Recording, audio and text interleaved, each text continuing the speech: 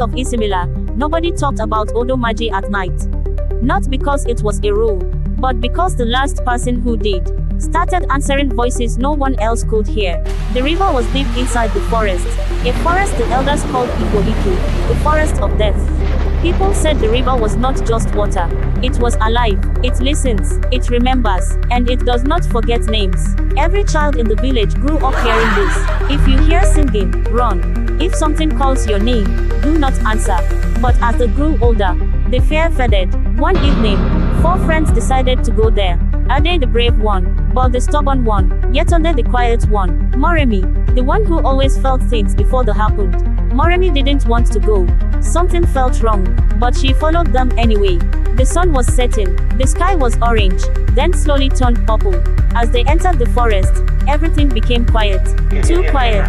No birds, no insects, no wind, only their footsteps, and something else, something soft, something wet. When they reached the river, Moremi stopped. Let's go back, she said quietly. The water was still, too still, like a mirror, but not a normal mirror. Ade bent down to look at his reflection. For a moment, everything looked normal. Then, his reflection smiled, left, and wider than he did. Bol laughed. You're scared of water now. Then they held it. A sound, soft, a woman's voice, singing. It was beautiful, but also painful, like someone crying inside a song. Yetunde's eyes filled with tears. She sounds sad. Moremi shook her head quickly. No, no, that's not sadness. That is a trap. The singing slowly changed. Then it said, Moremi. She froze. Her body refused to move. Her name, Claire, close, right behind her. She turned fast. No one was there. The river moved, just a little. Then something moved inside it.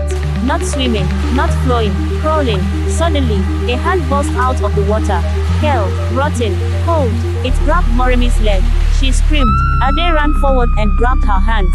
But the pull was too strong. Another hand came out, then another, then many, too many. They grabbed her, pulled her, dragged her slowly into the water.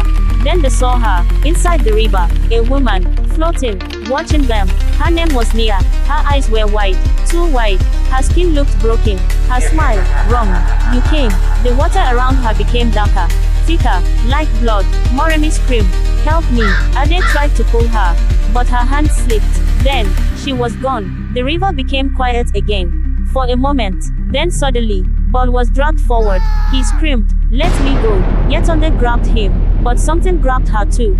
She looked down, a hand, holding her wrist, from inside the water. Then a face came up. Nia, closer now. Her face was worse, skin peeling, eyes empty, water dripping from her mouth. She whispered, you will stay with me. Yetunde started choking. Water filled her mouth, but she was still standing. She was drowning. Without entering the river, Ade pulled her. For a second, it worked. Then Nia smiled. Yetunde's body jerked, and she was dragged down. Gone. Bol, Moremi, Yetunde, all gone. Only Ade remained. He ran. He didn't stop. He didn't look back.